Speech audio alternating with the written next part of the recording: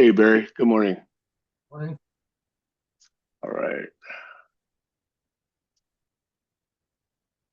Is my audio coming through okay? Yeah, loud and clear. Okay, good. All right. So I know I've made reference to Beth a few times now. She said that Zoom was not working for her yesterday, so her son had to come over and fix it for her. So she did say she was very enthusiastic to attend, so she thinks she Okay. may be able to come today. We'll see. Okay. I see you're still celebrating the 4th with your costumery.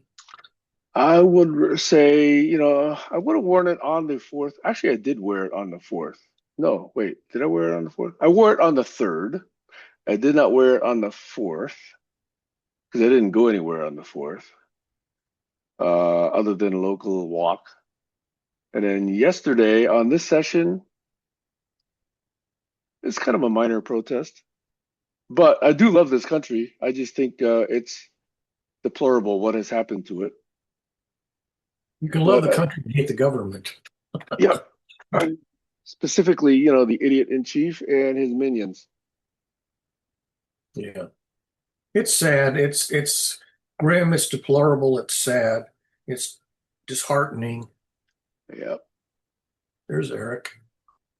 Hello. Good morning, Eric. Good morning, Stacy. Good morning.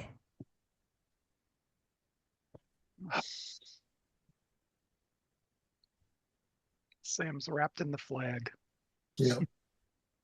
I normally wear this every fourth, Mhm. but this year I didn't quite feel like it yesterday. Yeah, the holiday doesn't mean what it used to.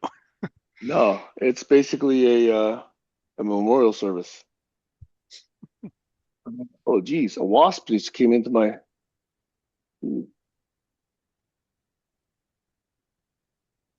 Man, these wasps are hard to kill. You're not talking about a Protestant. No, those are easier. Well, not from personal experience, but Okay.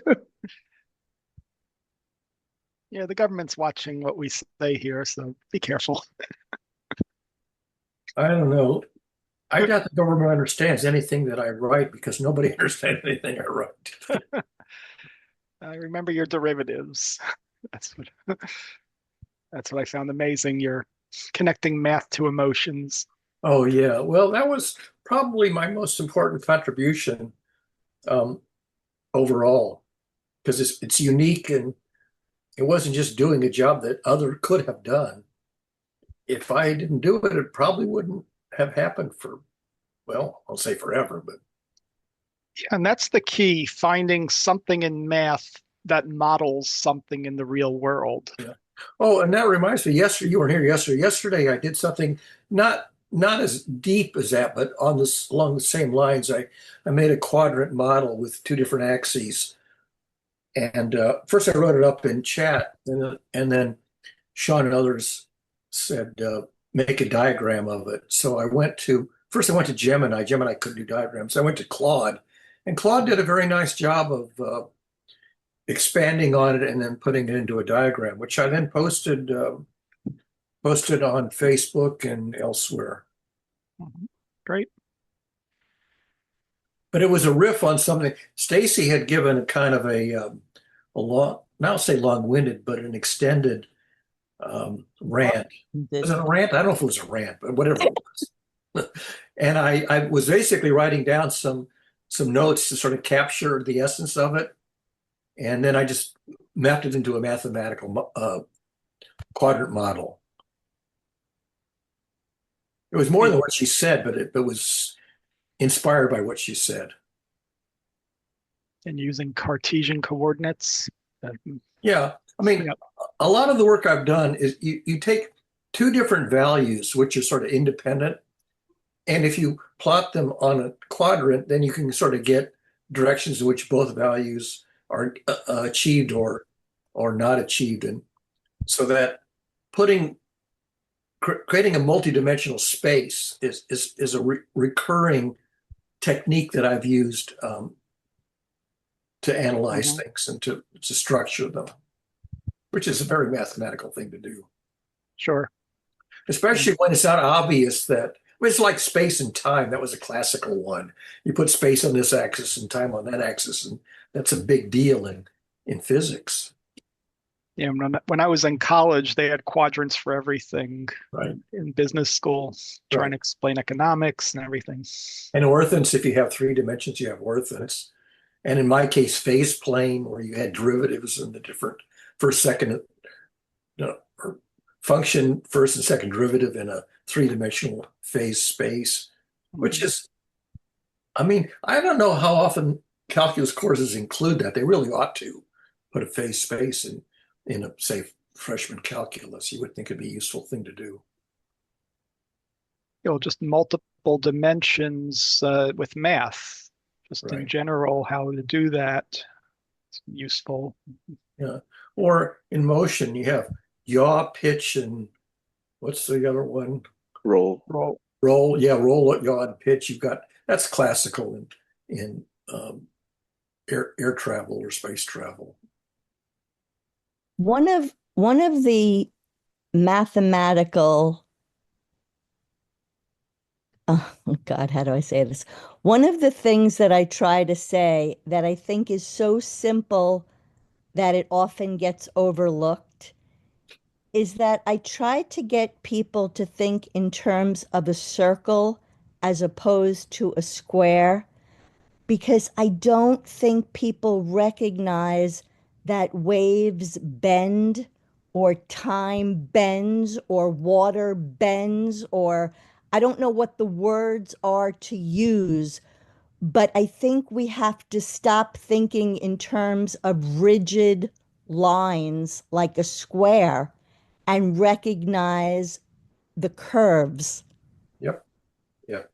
And And and so even in that Facebook post, I don't know if you saw the comment I made, which is I wish that we could see a 3D diagram and use a sphere. yeah. Um, Leonard Euler is a famous mathematician who really, really took that to great depth, uh, doing things with the circle and complex numbers that just will knock your socks off if you bother to delve into it. It's very, yeah, it turns out to be a very, very powerful technique. and all the non-Euclidean geometries that are possible, Right. things like Poincare spaces. Yeah. Fair curves.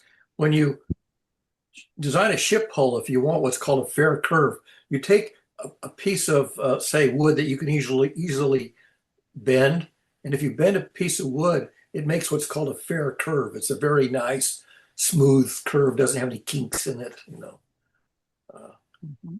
the rate at which it bends is very nicely, um, possibly even linear amount of bending along the length of it. So you get or when you have the drooping power lines, the catenary curves, they have a very nice uh, mathematical property. Well, unfortunately, I don't have the ability to go to be that complex. So I can just keep saying, start at the center Mhm. and behave like a compass and make a circle and fill in the center.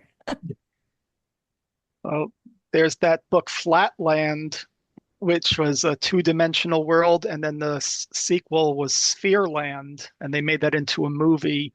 So if you think of us as two-dimensional people living on the surface of a sphere, and you could blow it up like a balloon, it's an expanding universe or a contracting universe.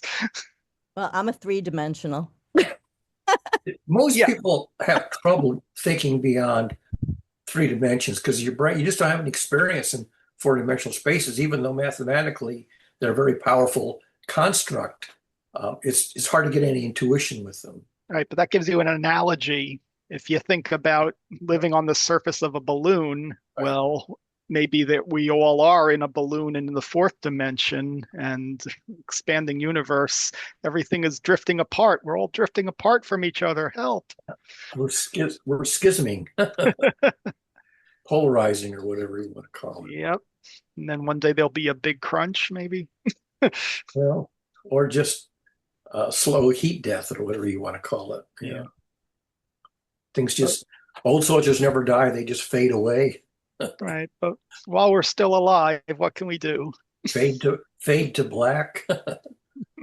Jump cut versus fade to black, or yeah, and in video you fade between scenes as opposed to cutting Yeah, and cross fading. dissolve. Yeah, cross dissolve and fading or smooth transitions, Hmm. morphing the figure between two different shapes. Sometimes I use the cube effect, like yeah, in a video. No, but really, thinking about, I posted a video about the millennial generation, how they think, and how it's different than the way we think, and how are we supposed to get along, and how are they supposed to recognize the value of our help and resources. So it's an interesting topic if anyone wants to riff on that. You mean the topic of generations? Yeah, well, yeah, like if you think about how millennials are growing up, the way they're entering the workforce now and starting careers, starting families, how are they approaching life different than yeah, older generations? Oh yeah, for sure. Oh, my 14-year-old and his friend gave me an insight into their generation. They didn't realize that they were Generation Alpha because they're the beginning of that generation. But they What's were telling me that they just feel like their generation is a little bit more depressed, and they're actually very curious as to how they're going to grow up. Yeah, anyone who grew up during COVID, I could understand that. Exactly. Let's see one new message. Oh, Yeah, and then combine that with perceptions about politics and leadership and opportunities going forward, and yeah, big changes in what they were taught as kids about climate and energy, and now seeing policies that are dismantling that. Well, yeah, what are they supposed to think? Yeah, that's a really good question. I have, let's see, I have a friend that's actually Gen Z, who has children, and then most of my friends are millennials, a lot younger than me. Aren't they older now? Like they're in their 30s. Yeah, well, if they were born in their 90s, then yeah, they'd be in their 30s, wouldn't they? yeah, my nephew's 32 and he's got two kids and he's got a good job, but still, anything raising a family, it's a big challenge. My one friend who is a millennial who said that from her perspective, a lot of what's happening in the world, a lot of bad things, is the last of my generation. She said, sorry, but it's your generation that's messing things up. And of course, I blame everything on the boomers. Like, no, not me. Remember the Who song talking about my generation? Blame it on them. They messed it up. Yeah. Blame it on the hippies. I don't know. Yeah, everyone wants to blame, but Oh, of course. yeah. Oh, my generation left the current generation into a pickle. Yeah, that's a really good topic. It's a wide topic. You can talk about how different generations, how mental health was affected by, from generation to generation. Yeah. And then, of course, like the Polynesians and other ancient tribal people back in the day, like the Native Americans, they have that same, you have to look 7 generations ahead. Was that against 7 generations? Yeah, plan for 7 generations ahead. Or it Okay. takes 7 generations to clear up a mistake. So was that Huh. 210 years? Yeah. Um, And we're talking yesterday about the Fermi paradox, where a civilization makes a mistake and they never recover from it. They just die out. And maybe Yeah. it's going to happen to us. Maybe we're illustrating the Fermi paradox, why there are no alien civilizations ever detected evidence of. They get to our point and then they screw it up and die off. Green eggs. well, did that happen already with Atlantis, or is that a fairy tale? Well, yeah, Atlantis is a legend. I don't know if there's any basis to the story of Atlantis or not, to tell you the truth. Although with sea level rise, there are places that are going to get submerged. We Uh, might be Atlantis. although I heard that countries on coral reefs don't get submerged because the coral keeps growing. Hmm. So that actually the coral islands keep growing bigger and bigger as the sea level rises, which I didn't never thought of that, but I guess there's evidence to demonstrate that coral islands don't get submerged. That is, if it happens slow enough. Obviously, if you have a super flooding, but you can't, you really can't super flood the ocean. It's too big. So is coral just the accumulation of microorganisms Yeah, over it's time? the coral are actually little animals, polyps. And so they grow and they make their little coral nest and they keep growing and it's just So they just keep building on their parents, keep, building on keep their grandparents. yeah, it's like a totem pole. They just built on previous generations. And so coral islands are not as much in danger as you might have thought naively.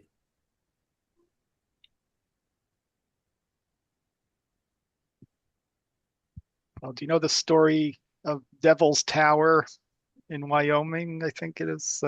I've, The, I've the been I've been there, but I don't remember if there's any legends. I guess there are legends. There is a legend about some Native American girls who ran away from their tribe to dance, and then there were wolves hunting them.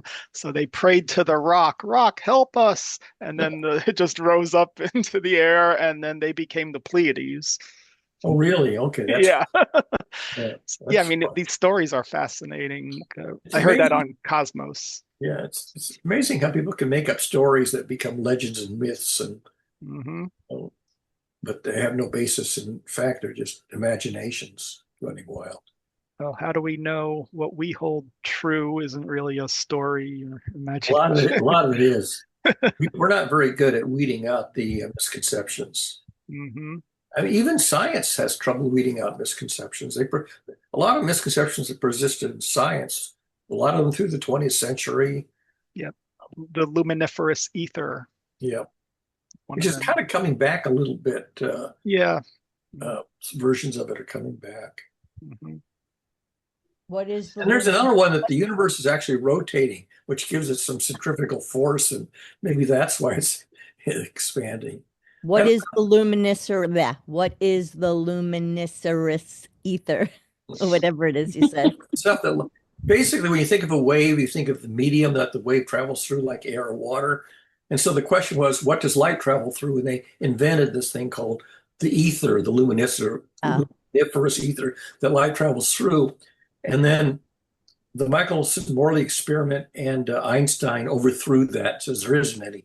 Light just travels through free space. But now space is sort of some kind of a new ether, that space has some kind of a subatomic structure that's really mind-boggling to ponder.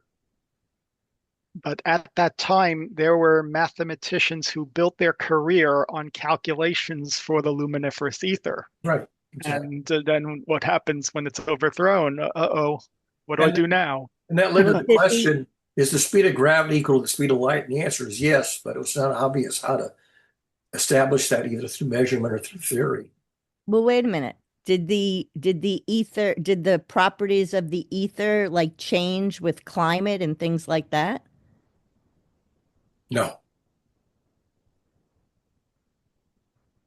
I mean, if when light travels through the air, yeah, then the air the stuff in the air does slow the light down. But when light travels through empty space, it's a different story. And that's why the speed of light is the same for all observers in all directions. Well, that's more than that, but it's not obvious why the speed of light should be the same for all observers in all directions, regardless of the motion of the observer. That's anti-Galilean, but it was somehow established and demonstrated in basic physics. That's a See, what I'm space time. learning is yeah, Einstein depended on a lot of people before him, most notably Riemann, for his fourth dimensional calculations to get his theory of the gravity, um, general relativity. And that depended on a whole bunch of sort of accidents. Yeah. Like, if you look at the life stories of these people, yeah, a lot of them could have died and never given anything to the next generation to build on. Riemann only lived to 40, I think. And the first two people who worked on statistical mechanics committed suicide. Hmm. It was Boltzmann was one, and I forget who the other one was. Hmm. Yeah, so let's appreciate the history that's gotten all our little conveniences that we take for granted now. There's lots of accidents in history. Did they commit suicide at the age of 40? I have Probably. to look that one up. I don't know. Ask ChatGPT, whatever you don't know. That's okay. That's okay. Is that what we're becoming? Yeah, or you saw the like Sabine Hofstenfelder's video, how AI is dumbing us, making us all dumb. Yeah. And in a sense, she's right. I mean, I don't do arithmetic in my head. I never was very good at it, and now I don't ever do it at all. You know, memorizing the times tables and stuff like that. Nobody does that anymore. And I could tell just by when I was using it more often that I was just like accepting its answers and not wanting to dig anymore. It's like it, there's a psychological effect, and now I'm using it less and Yeah, trying to dig more into books and old forms of research. I'm doing the same thing. The Mhm. questions that I ask, it tells me it can't find the information. So I'm not pleased with it.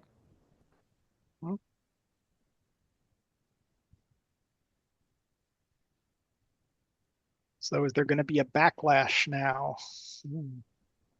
AI backlash. The Luddites rise again. Well, what was that law they passed that they can't regulate AI for 10 years or Yeah, something? that's in the big, the Big ugly huge, bill, yeah. yeah, huge bill. Right. Yeah, Big chances. ugly. Yeah. But the federal government can pass legislation. It's just that the states don't have the right to do it. Well, yeah, that one you have to ask some lawyers about whether the They have to states. wait for the feds to come up with something. Right, They can't do it on their own. right. And I think it probably is only interstate commerce where it's effective, but Yeah, everything's interstate now. AI. Yeah, anything on the internet is basically interstate. So I don't know. But there's no reason that I can see. I mean, I'm not a lawyer. There's no reason that someone on a state level couldn't write something up and submit it to somebody on a federal level and have them submit it. Well, the states can also determine whether the state is allowed to employ AIs for certain applications because it's just, it's either you want rather have people or you can't rely on the AI to not be subtly biased. No, but I think that the real issue is that it's easier to pass something on a state level. It's easier to not fight the battles on a state level that it is on a federal level. You got 50 chances in parallel to do it on at least one out of 50 Right, states because you right. only got one federal government and I that mean, tends a to get tied practical up. example is protecting young kids from harmful AI. So if you wanted to write a law for that and a state wanted to put that in, well, is that now okay, if it was interstate commerce, then I think the feds would get involved there. And if the states are going to have more power over educational curriculum, then the Yeah. states can decide to what extent AI belongs in or out of aspects of education and the curriculum. Yeah, and really, legislation can't do much to control the technology. Yeah. It's only if somebody complains that gets a case in a court system that this AI caused this kid to commit suicide or something like that. There was a story where students can use computers and AI in their homework, but on a final exam, they take away your phone, and they did much poorer on the exams. So they took away your phone than on your homework, where you could use any resources you wanted to. But when they get into the workplace, it won't matter. Probably not. I mean, except for maybe for creative problem solving, there's no advantage to AI. Possibly, I don't know. Well, see, that's another generational thing. Are kids growing up with teamwork more than individual work? Yeah, Well, they're definitely growing up more connected. Sure. that's true. That's absolutely true. I mean, I have contacts all over the planet. I certainly didn't have that growing up in Omaha. I didn't have contacts outside of my neighborhood very much. Certainly not outside of Nebraska. I mean, Yeah, I don't remember who I was talking to, but I was complaining about how my kids love just staying home. They don't have a desire. Like Damien didn't have a desire to drive, but he's being kind of sort of forced to drive. He has to drive to work now, and there's only so much public transportation I'm sure that he would want to take. But somebody had told me it's because I don't know, maybe one of you guys. It's because they don't have to. Like they can talk to their friends right. on the computer. They can watch Netflix on the computer. They can interact with each other even on a game, a different game. They don't even have to go outside. They could just like go on to the different game that somebody created Yeah. and get a rise out of that. It's really interesting. We've come a long way since telegraph and telephone in terms of telepresence. Yeah.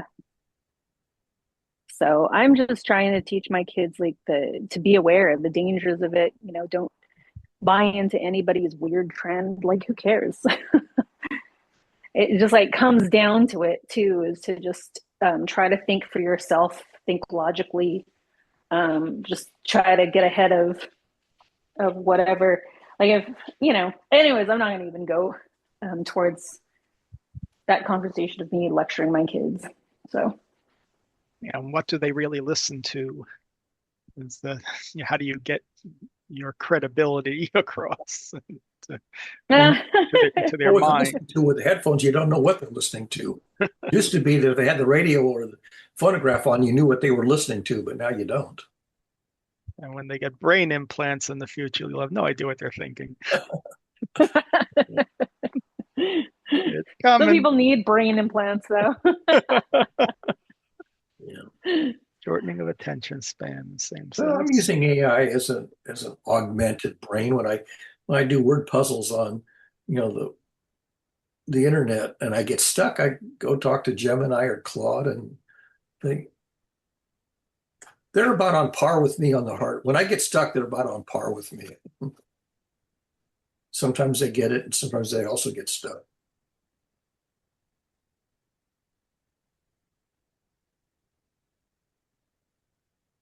I actually had Gemini throw in the towel and give up on one word problem that tried every which way and it didn't work.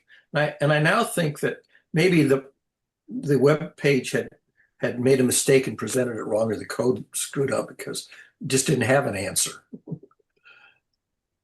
But you sort of assume that there is an answer. But I had at least a couple of cases where I reloaded the same problem that didn't appear the same way the second time. That's odd.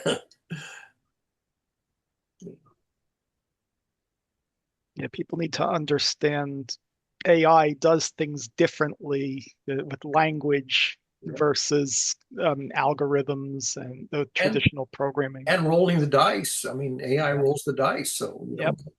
the same thing.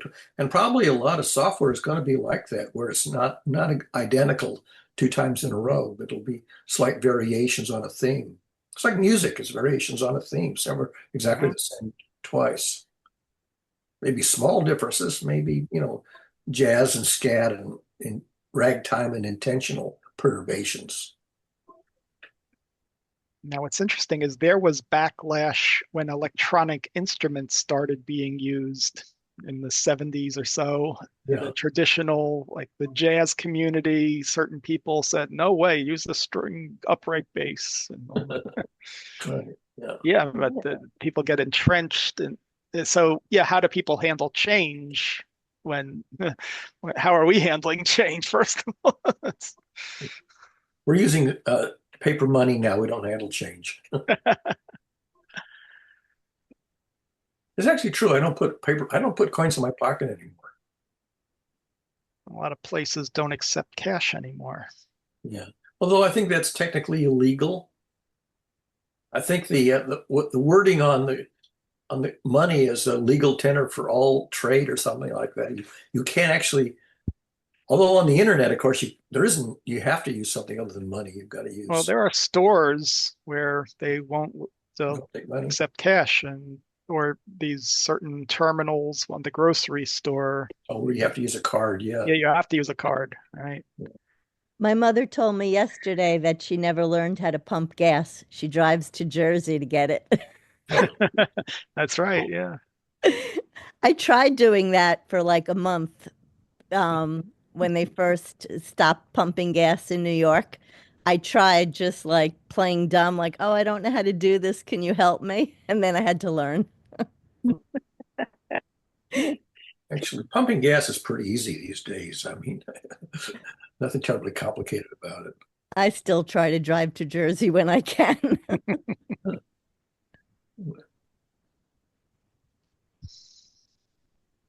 All right. Well, half an hour. Should we have an actual topic other than just? Green Egg says we've been riffing and just between two men. Yeah, how do we include the women more in our riffs then? I guess we go back to shutting up. I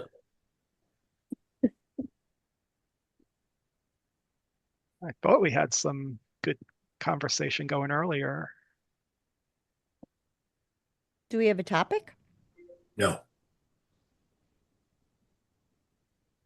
Nothing. Certainly not a fresh one.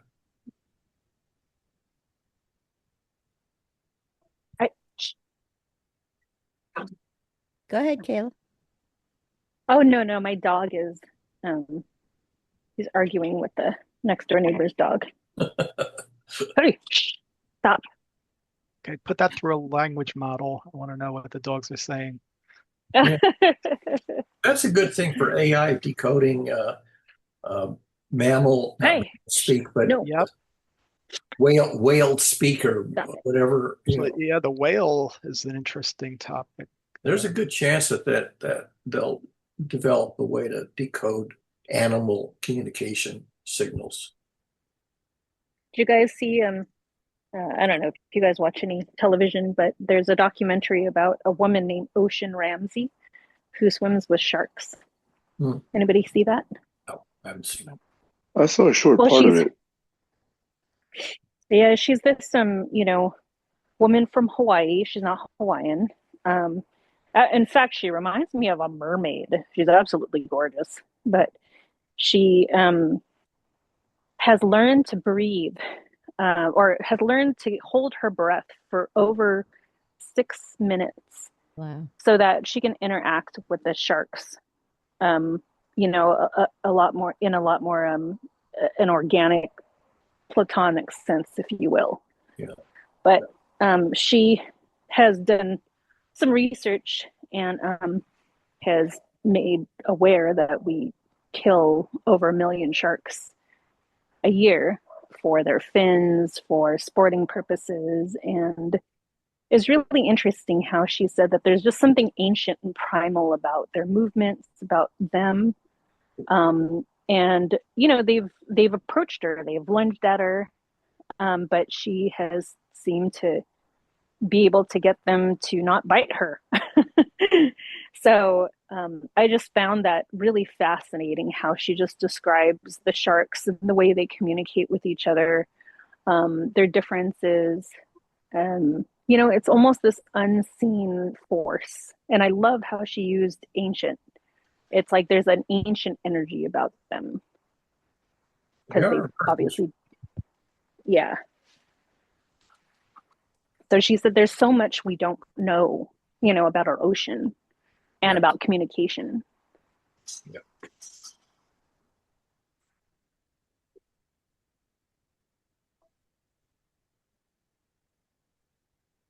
Oh, and the one thing that she said, I guess she was seen, she was video uh, recorded with this huge great white shark. I mean, the biggest they've ever recorded. And she was swimming alongside it. And she got kind of bad press for it. Like people were like, leave the shark alone, don't touch the shark. And she said that she kind of left that on for a while because she said that for the first time ever, people were saying, don't touch the shark, leave that shark alone. And she said that that's what we need to be doing with the species that are dying in this planet, like the shark. Can you keep a shark as a pet? That's a good question for you. Oh yeah, you can. Sorry. When I had visited the the atolls over in Tahiti, like the outer islands, there was this island. It's called Takaroa, and it's really small, and it's mainly a pearl farming, I guess, black pearl farming. So it's all of their whole community is basically over the water bungalows. And that's just how they live. And the hilarious part of it is they're just like, yeah, this is like the poor part of Tahiti. And I'm like, I don't see anything poor about this, but okay. You know, the people who live there live very simply. And then the house I actually went to had a portrait of, um, I guess, her great grandmother, and it was actually painted firsthand from Gauguin. Hmm. And so, anyways, I digress. They actually had a pet shark, a Really? reef shark that would come by. I mean, I don't know about like domesticated. Can you tell the shark to sit? Obviously, where to swim. But it was like a frequent visitor, so much so that they considered it a pet. Now, if it would fetch and retrieve things for them, I have absolutely no idea. It's really what you would consider a pet.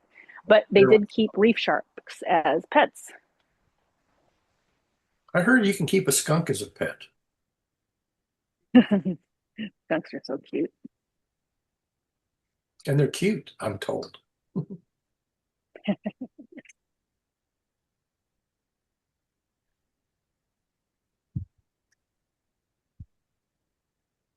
I really love how, you know, ancient societies lived, especially alongside with a planet. I mean, when do we glorify this like huge boom of everybody just multiplying? And I don't know. That's just me. Just thinking about, I often have my mind in a place where there is a lot of community, smaller locations, and definitely living alongside the planet as opposed to conquering and using up its resources. Yeah, do you think younger generations want to get back to that? I Certain, don't know. I hope so. yeah. Yeah, is there a segment of I don't know. I always tell both of my kids, like, you guys have got to see all the wonders of the earth. You guys have got to go out in nature, do it now before it all gets wiped away. On the other And hand, it's what is going to happen. girls camping in Texas might be suffering a setback. And Ugh, That sucks.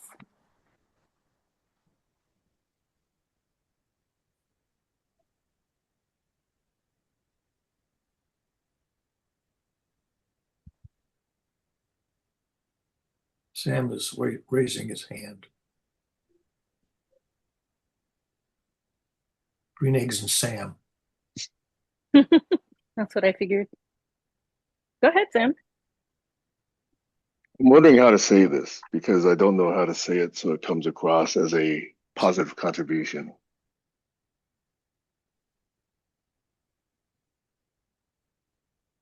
We want our kids to be more connected to nature. But these days, the opportunity to show them how that's good and what the positive benefits of them are less and less frequent. Yeah.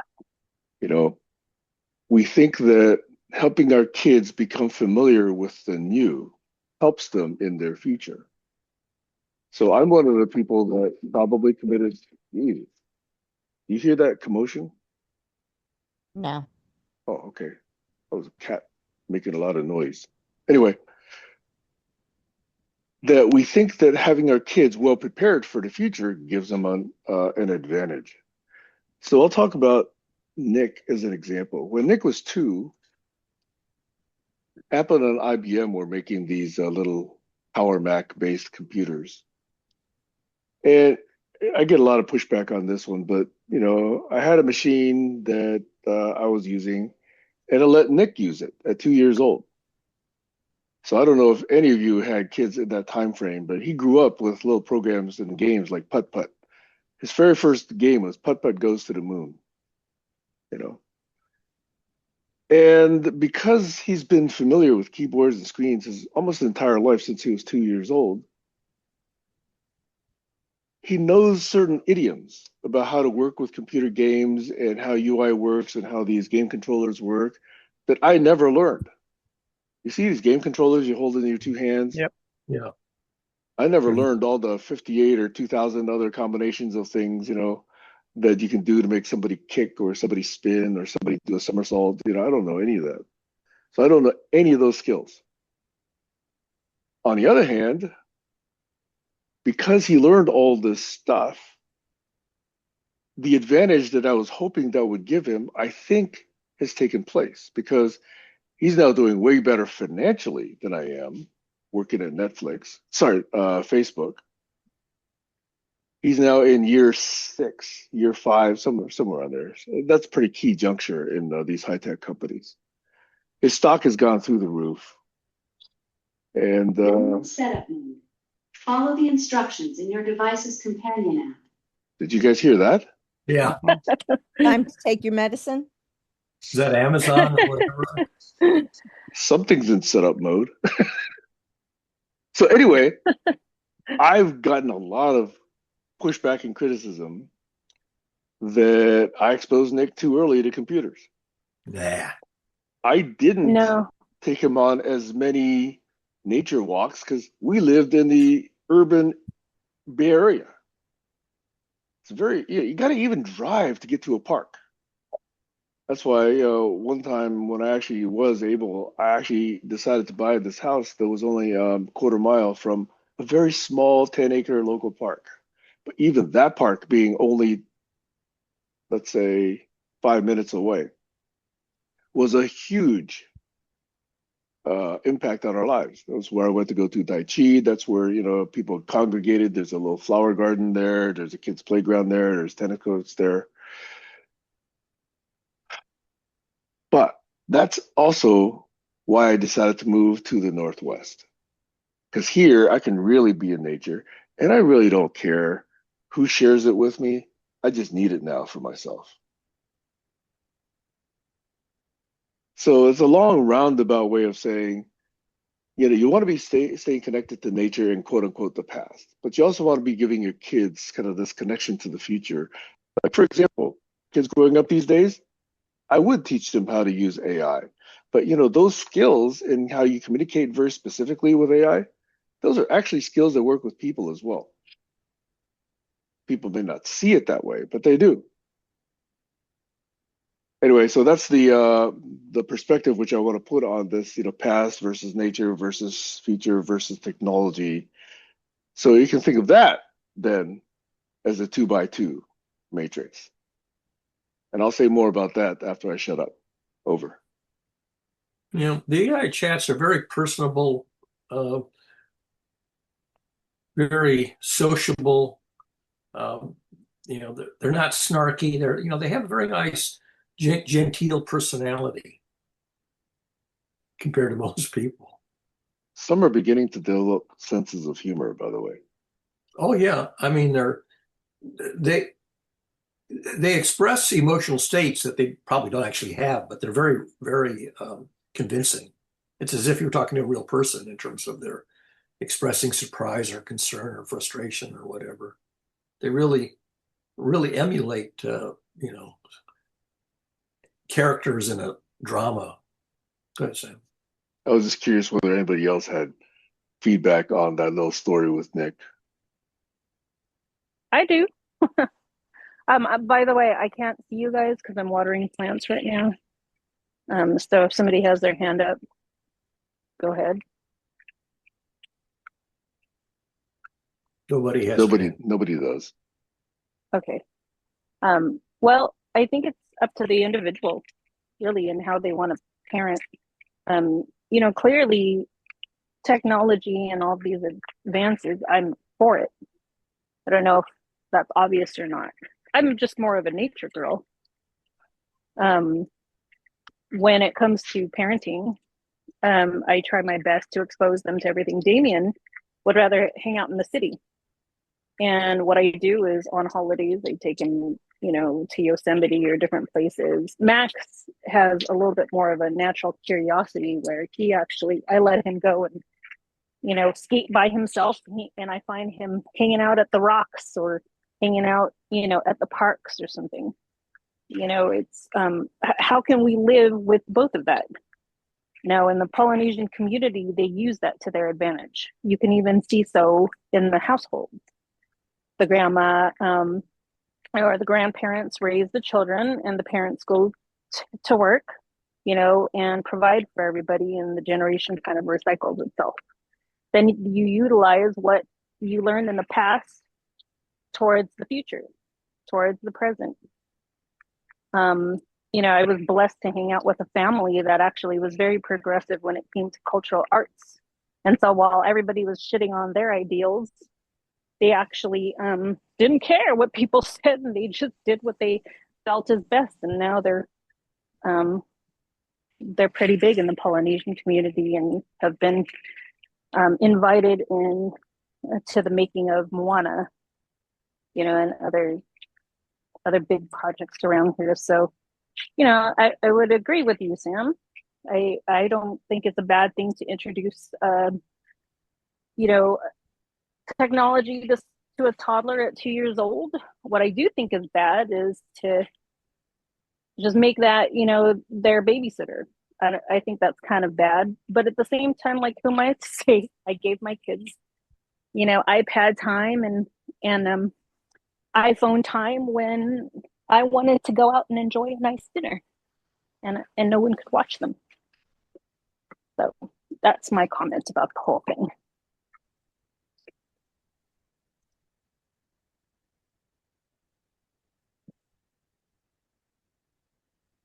Eric, Stacy?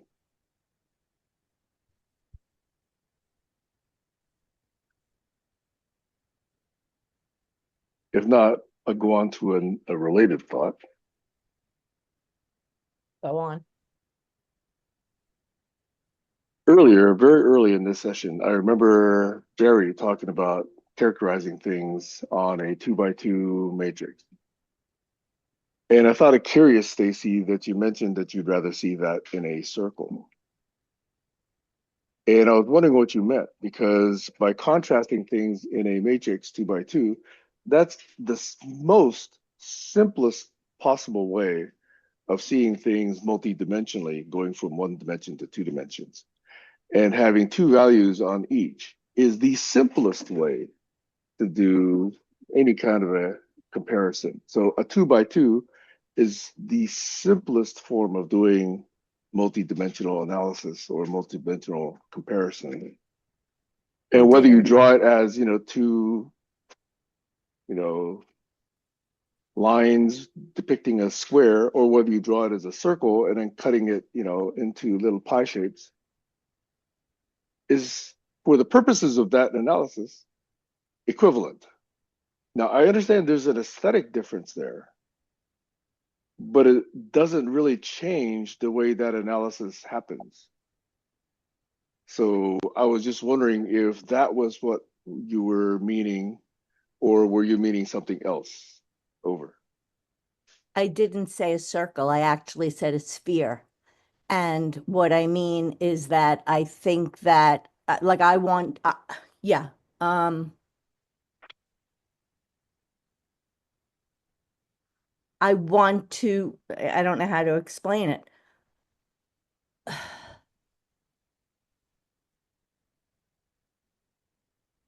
I think there is,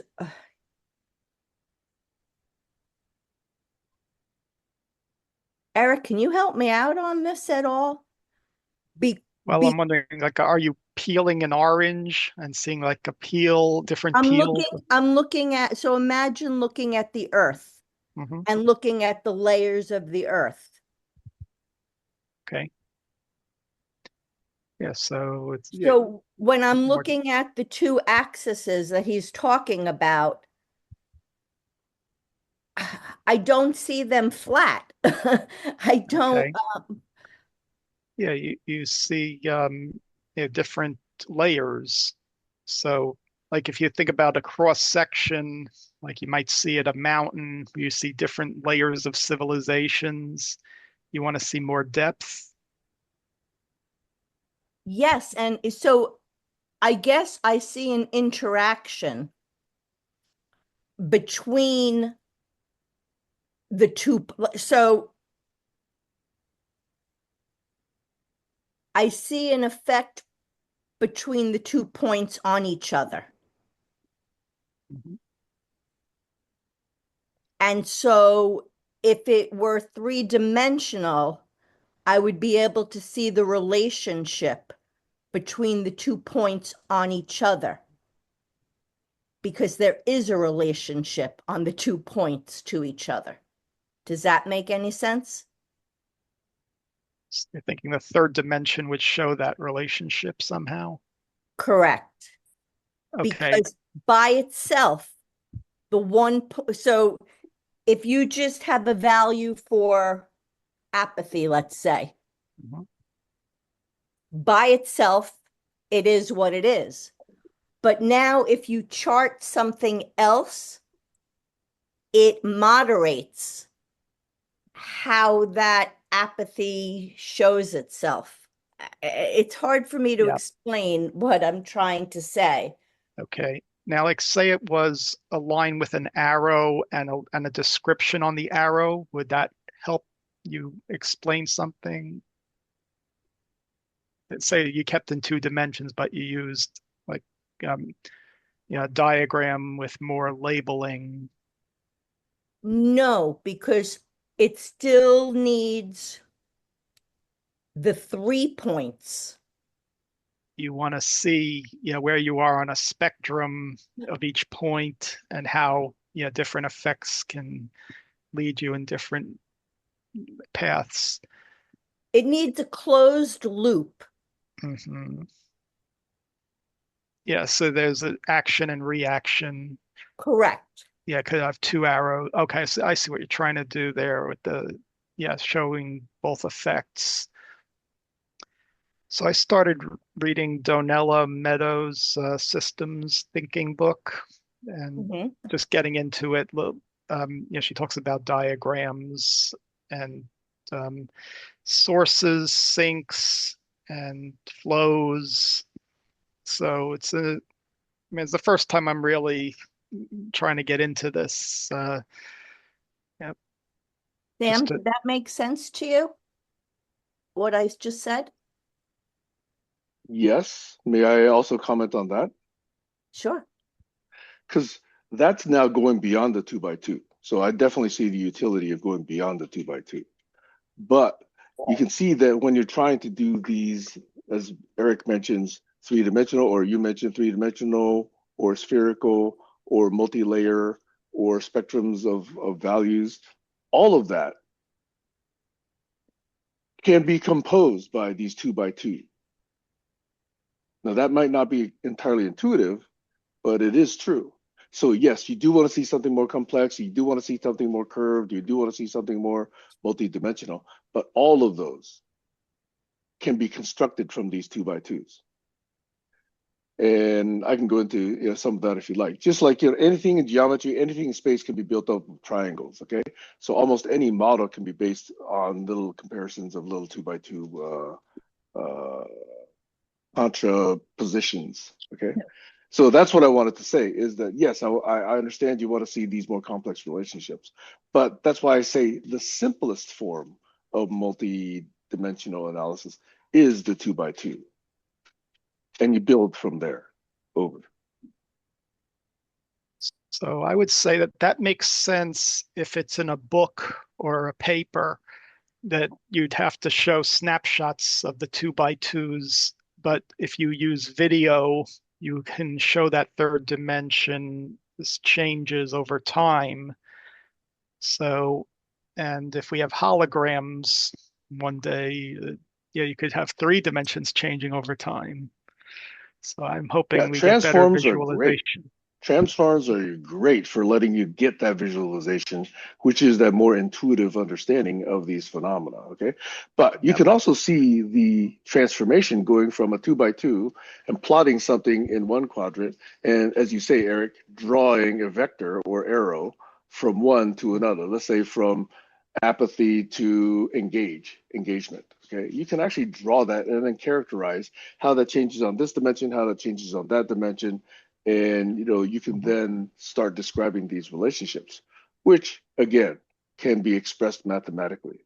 And now you get 3 points in there, you throw in love, or you get another fourth point in there, you throw it in laziness. Okay, so you can actually draw very complex diagrams, and each of them can mean something in that 2 by 2 context. And if you animate it, then yes, you can certainly get that more intuitive understanding of things. Over. Stacy. So here's the thing. We keep talking about the fact that people don't think like systems thinkers. And so what I'm trying to say is maybe if we started with a visualization of the whole system and then broke it down to the 2 by 2s, it might be easier. Sure, that's So a fine that's where I'm approach. coming Yeah. from. So Gene Bellinger's videos say like he's tried that for many years, showing the whole system, but he's found he has to break it down into cycles and to communicate it properly, that there's too much information in the whole system, but he could show positive and negative reinforcement in cycles and tell a story through that. I love his approach. Mm-hmm.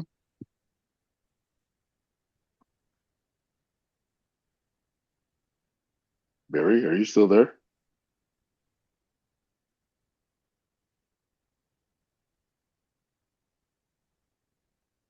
It's frozen. So I have a harder question that I'm asking myself. Maybe I'll just put this on the table. And that is, I did observe that we were for a while riffing from topic to topic. Mm-hmm. And that seemed to be fine with people, right? That seemed to be something that was engaging at least a few of us. But then the question always comes back to, well, what are we talking about, right? So unless we have a focus, the criticism is always, what are we talking about? So I have to attenuate myself here in, do I let the riff go or do I try and focus it in some way? And almost at every point, if their attempt is to focus, there's a little bit of pushback. And I've experienced that in the last 7 or 8 years, but I try to observe that now. And I observed it for a while and then wanted to ask this question here. So that's a balance that I think is probably going to be very sensitive to dial up or dial down. Anyway, so that's what's going on inside my head. Over. Mm-hmm. Ah, that's why you were quiet. I think people need some time just to get on the same page before you can really introduce the topics, at least a few check-ins. And then if we know there's a topic in advance, then we come with a different mindset. But I think we're just trying to be friendly with each other initially. Yep, Sam. So Doug Carmichael, who taught me a lot about conversation, introduced two conventions that he tried to set up for his serious conversations. One it is good for people to check in, but he wanted that check-in process to not invite further ping ponging. In other words, we want everyone to sort of check in and then Yeah. see, okay, so what's on the table for us to discuss. So that was number one.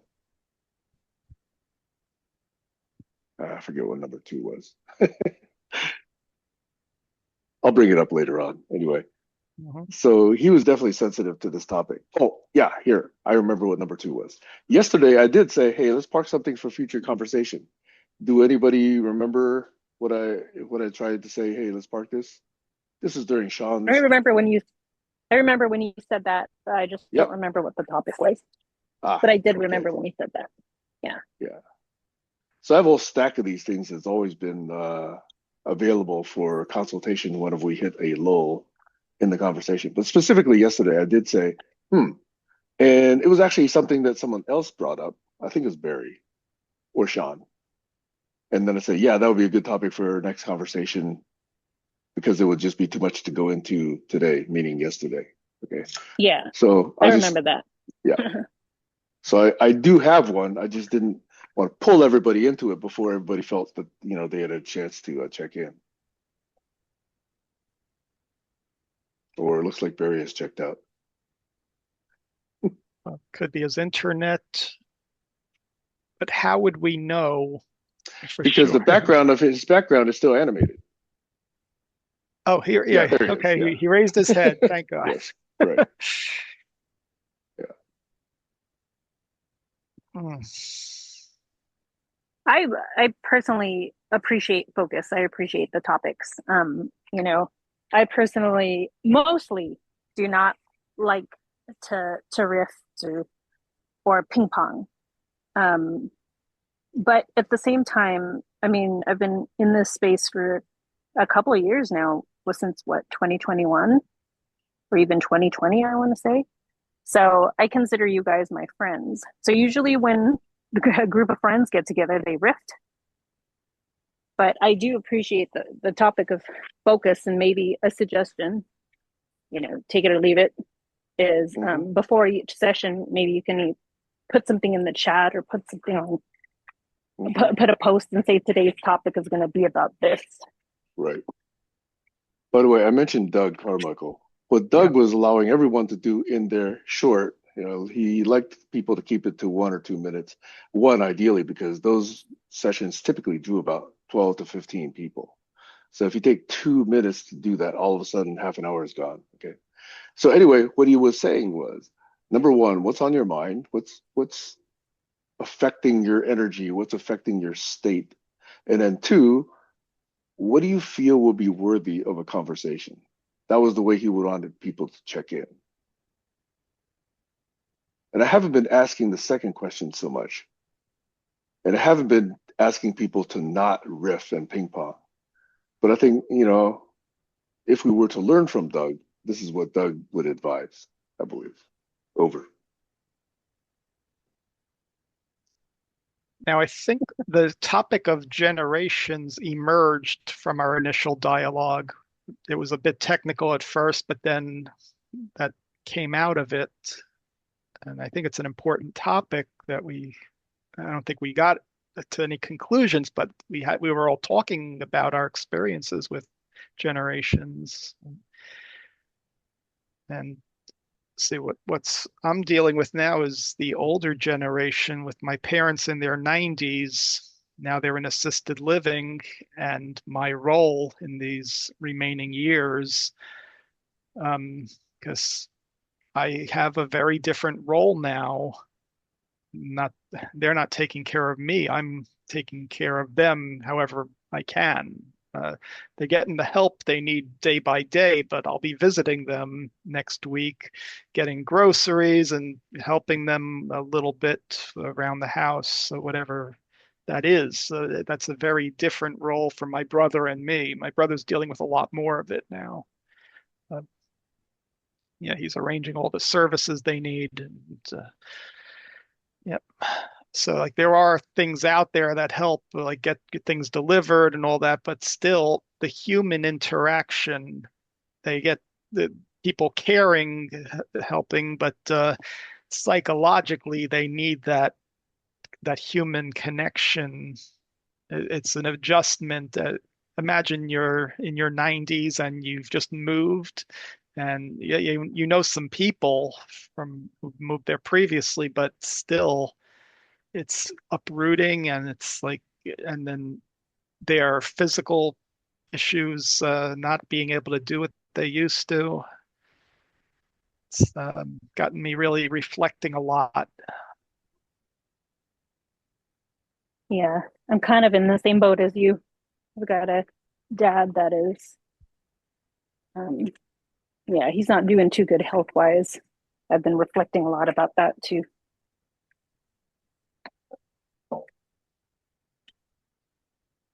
I really like what Sean said yesterday, and this might be along the lines of generations, but what did he say yesterday? Let's go to the videotape. Yeah. Oh, that's what he said. He was saying, he was just basically saying the world is kind of fucked, and we're trying to figure out these big problems, but we can't even like get past our own problems. And he said something to the effect of daylight savings, how shit happens because we decided to move the time and we can't seem to move the time back so that shit doesn't happen anymore. It's Yeah, the like, body's not used to it. Yep. yeah, like how can we move on? We can, if we haven't even gone past this problem or that problem. There's just so many problems compounding one another. Yeah, And there that's was a bill years ago to change it permanently, but that never got anywhere. So you can't get people to yeah, agree on simple things on a mass scale. Yeah. and change has to do a lot with it. And as far as generations are concerned, um, I personally am experiencing this where like it's really hard for me to get past the behaviors that my parents made towards me, you know, Yep. all growing up until this past October when I had a huge blowout with them, basically cursing them out and just calling them out for just some of the behaviors that they've displayed. I was bad. I remember I couldn't even really talk about it without bursting into tears for several months. But it's like, it's one of those things where generations can help each other if they can get past that trauma point, if they can get past their shortfallings, if they can get past, if they do their own work. And I think generations can be very helpful, you Sure. know, in healing the world if they can just get past some of the crazy and traumatic shit that they've inflicted onto the future. I mean, I personally, that's where I'm at with my kids. Well, I want to have a good relationship with them. I don't want them to take care of me, but when the time comes, I hope that they do out of want and love and not out of obligation. Mhm. There's nothing worse than feeling like you have to take care of your parents when you really don't want to. I mean, I don't want them to die, but I don't want to have a conversation with them like every week. So I don't know. That's where I'm at. It sounds really Yeah, bad. it's a delicate balance within the family. These things, they're years old, they're patterns. I see it in myself, things I'm just realizing now where the patterns came from. Mm-hmm. Yeah, so, but I would say in society, if we can connect generations somehow, and there are things that do that, like volunteer work, uh, where young people volunteer, homes for the elderly, but that's usually like a holiday event that's planned. There, people, some of them really commit to it, and they do a great job. If they, but they need to see the value of that, and Yeah. that's the thing. To Yeah, go ahead, Sam. I don't want to cut you off. I just want to speak next. Yeah, I'm done. Okay. And then I want to say something too. See, this is also one of my favorite topics. This has a lot to do with the way society works.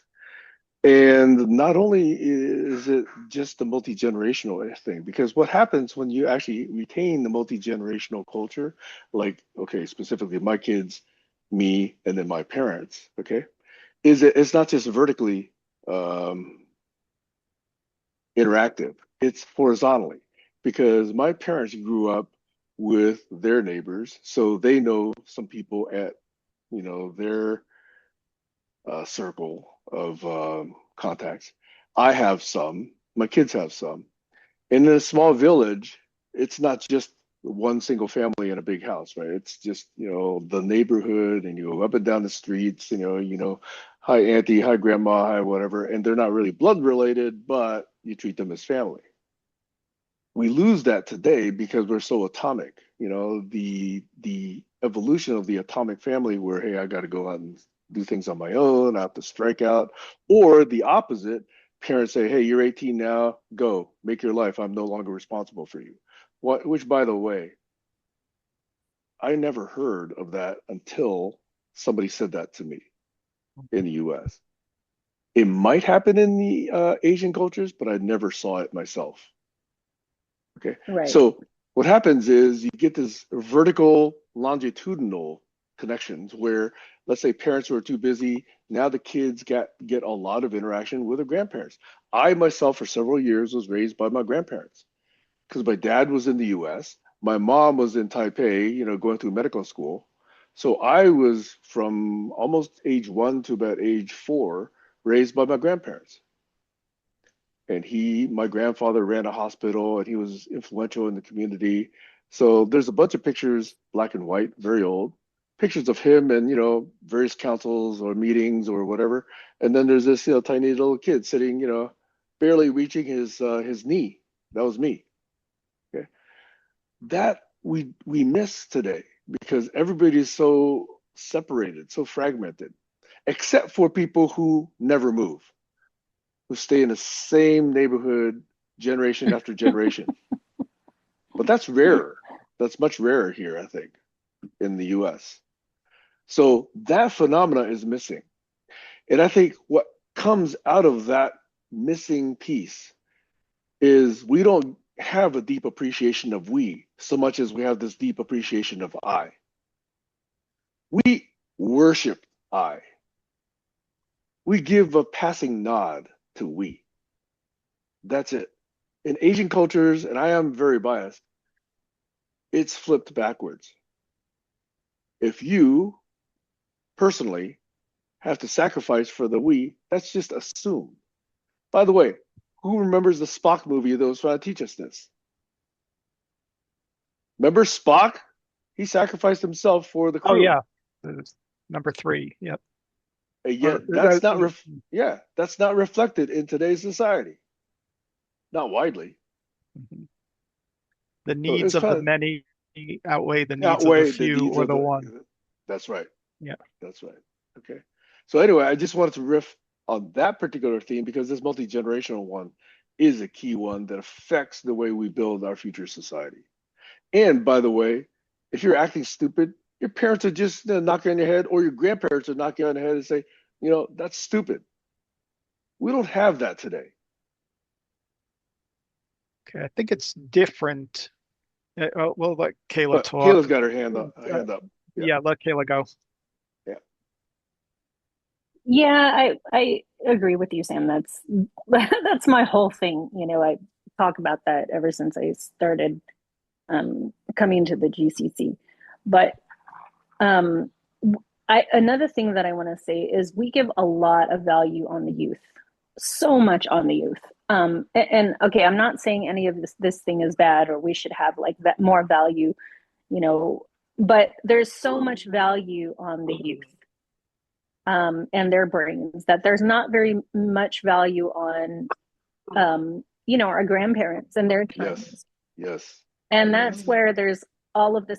I think that's where a lot of political dismay came from too. It's kind of like there are people who really want to be conservative, maybe not want to be hyper conservative, but it's almost like their lifestyle and their world got lost and trampled, and that's a bad thing too. There are some people who are pro-life, but are good people. Um, what am I trying to say here? There's got to be this delicate balance and respect for one another, respect for our generations, and a willingness to learn. That's what I personally am working on with, my folks. And to be honest, with a lot of, older people that I come across to at my workplace. I mean, there's this one woman who just doesn't do emails really well. She's constantly asking me questions. And I find myself with very little patience going, oh my God, if you only read like all the channels of communication that I gave, you wouldn't be asking me this question. But instead of getting upset, I find myself going, okay, what can I do in the future to make it so that I'm a lot helpful to this woman, because she's her voice is needed in the committee that I've established, and it's welcome. There's certain things that she's not good with. And then on the flip side, there are the younger people who are fantastic with social media and fantastic with, all forms of communication, but they don't necessarily read, and they don't have the maturity that I need for work. There are just all of these levels of just working together and respecting one another and realizing that we have to take care of one another is the bottom line. I would love to see more women embracing, aging. I think it's starting to come out now. I think, body Who wants to go? dysmorphia. Huh? Sorry. I was talking about cats. Sorry. Oh, okay. Um, I think body dysmorphia is kind of sort of kind of going towards going away with these ads, that feature a lot of older a lot of older people and see them as beautiful. But anyways, I'm done. I see Stacy with your hand up.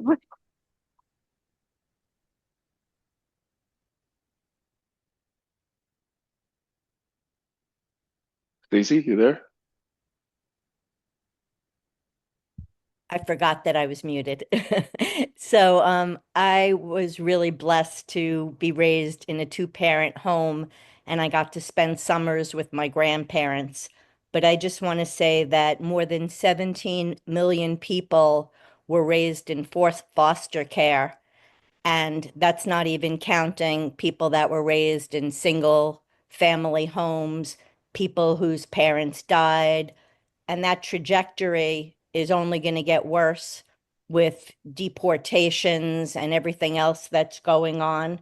And I want to say that I really believe that our communities are going to have to be drastically redesigned for all the reasons that have already been said. So, yeah, somebody has to speak for all the people that don't have parents, that never did and never will. Over. Yeah, thank you for that, Stacy. Um, what I was thinking about earlier is that people are choosing families of choice these days, and it's different than what we grew up with. And there's intentional communities and things. Uh, yeah, so I mean, peers and friends have a lot of influence, and who knows what social media is doing. Um, and it's connecting and it's also disrupting.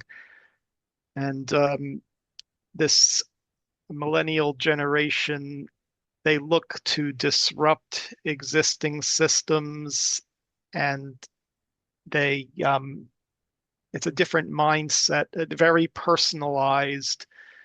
Like they're really you can see people with a lot of tattoos. It's really they're choosing what their purchases and their lifestyle choices are very important to them, which older people may not understand it, but it's their identity. So um, the point is, whatever emerges, it's going to be something different, and it's has to fit into the society and the systems. Systems are crumbling, but you don't want the critical life support systems to crumble, or at least you don't want to disrupt them too much. So there's a conflict here. They need leadership, they need guidance, but they don't know the value that older people can provide. And the my perspective, it seems like they're just pushing away a lot of the older wisdom.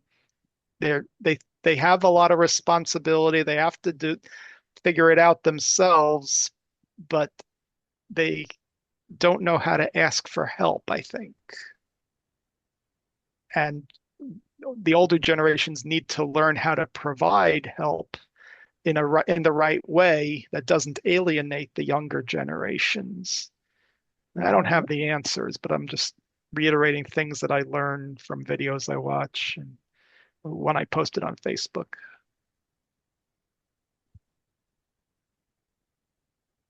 I told my son and his friend that generations, because they're like, I think our generation's worse than all the generations. And I said, no, it's usually, newer generations usually get better.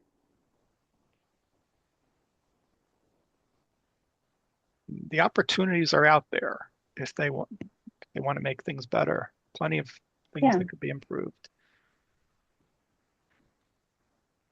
But see, they feel like they need the power structure change.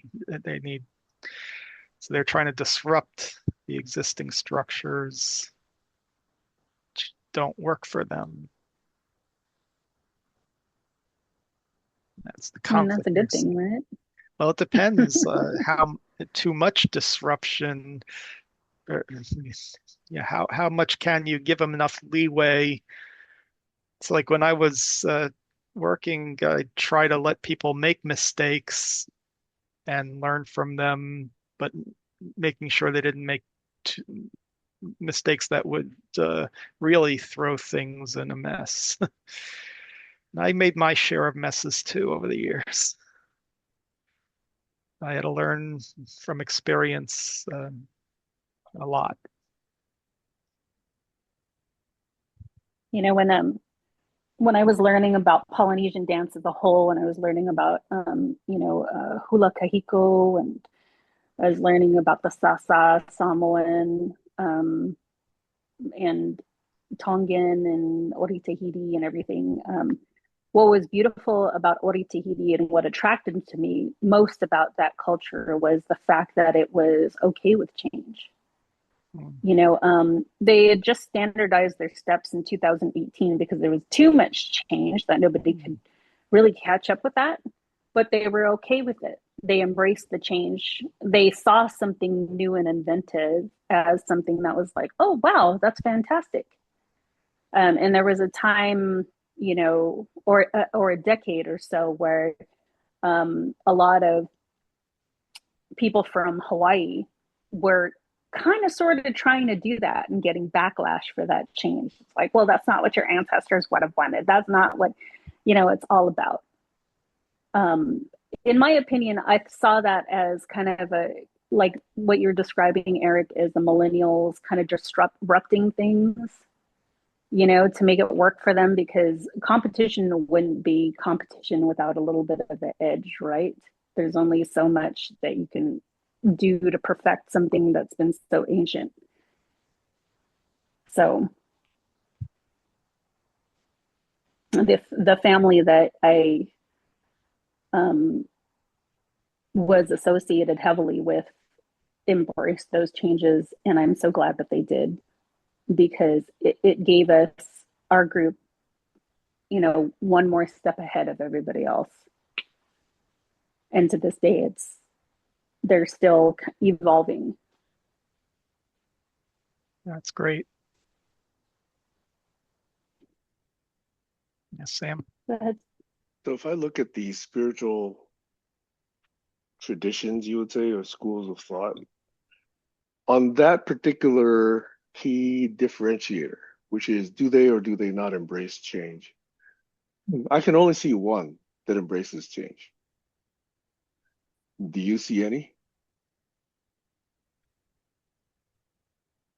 The one that I see is represented by the Dalai Lama, which is in his statement.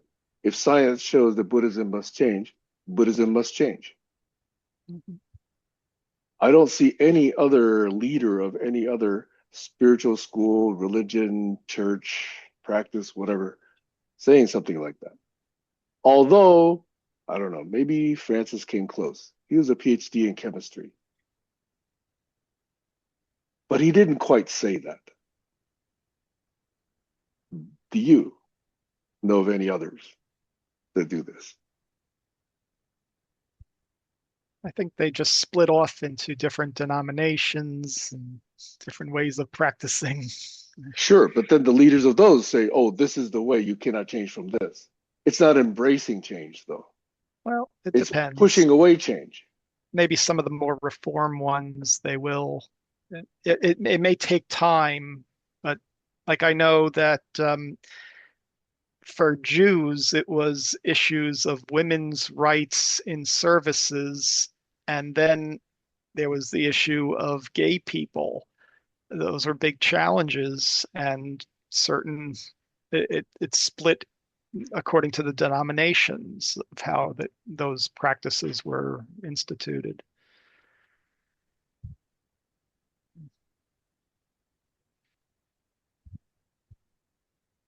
And You yeah, know there's what a I'd lot of like to struggle. see? I'd like to see is the crossing of cultures and its generations. I feel that with the help of social media, that's been it's been nice to see that transition.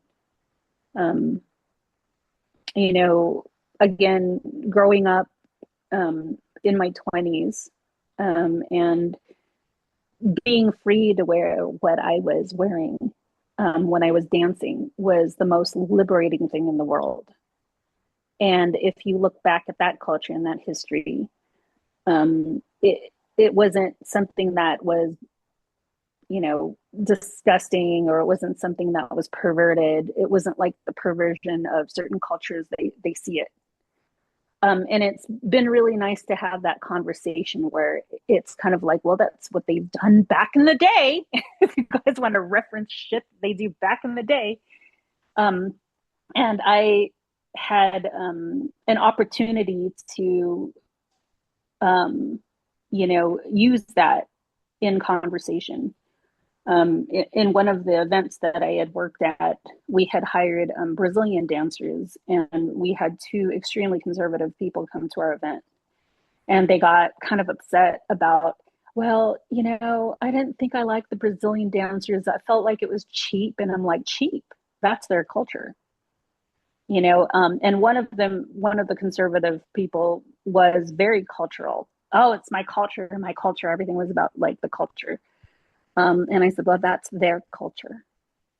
And if you have a problem with their culture and the way they express something, then, perhaps you should give ear to people who have a problem with your culture and the way that they express themselves too. I really enjoy that educational aspect of cross culture and generations, if that makes sense. And if that could even be a thing. Yeah, I think that's great if people can get out of their filter bubbles. And that's what you were encouraging. Like yeah, you got these conservatives to check out this dance. Wow. Yeah, and even though it's exposure to something new, which challenges their long-standing upbringing, and we need more challenging of like that. Yep. Yeah. So here's a triangle to consider: culture,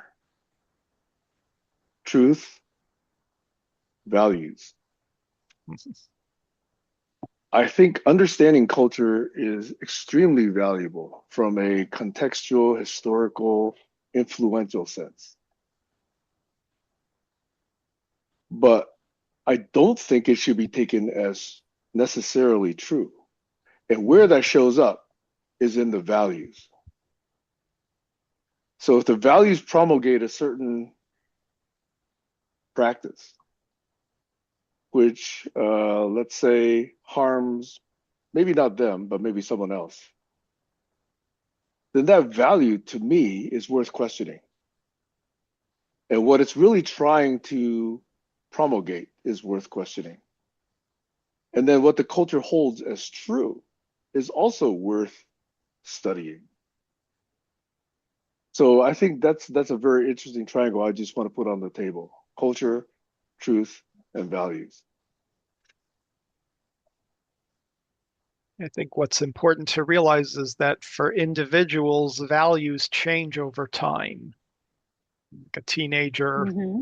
yeah, has different values, but then as they get more life experience, yeah, there's flexibility for changing values and associating with different groups over time if the old groups don't serve their needs anymore. And Did somebody that's just really, join or leave? Sorry. Stacy says her battery died in her Oh, laptop. okay, okay. All right. Sorry to interrupt you, Eric. Yay. Yay. Just curious, Stacy, did you hear the triangle that I put on the table? No. Can I repeat that, guys? 'Cause I Yeah. think it was Yeah. Stacy's triangle or terminology that I was trying to adopt, and that was Kayla was talking about. Kayla and Eric were both talking about culture, and I said culture is fascinating to understand, but then I want to actually contrast culture and truth and values, and understand what the values of a culture are promulgating, and possibly study that in relation to what is true, Mm. and all of that can't be just assumed, even if you appreciate cultures. I appreciate all cultures as reality, okay, as history. But they claim many things which are true, which are just blatantly not true, and they hate hearing that. So I think the truth of a culture comes out in its values, its habits, its ceremonies, and I just wanted to contrast those three things over. Yeah, thank you for repeating that. And I just want to say, I think that what's useful in doing that is that you can find pieces of that that will hold true and then hang on to those pieces.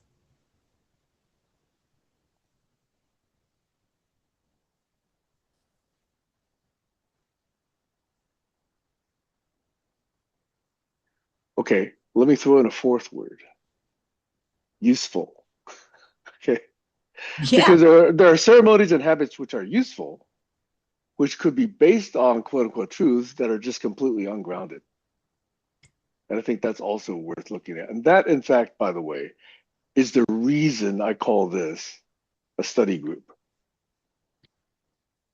That's really the purpose of which this group is formed.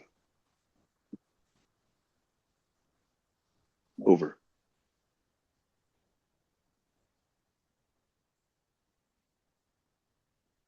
Barry, did you gain any useful insights? I was just going to post an image as soon as I find it.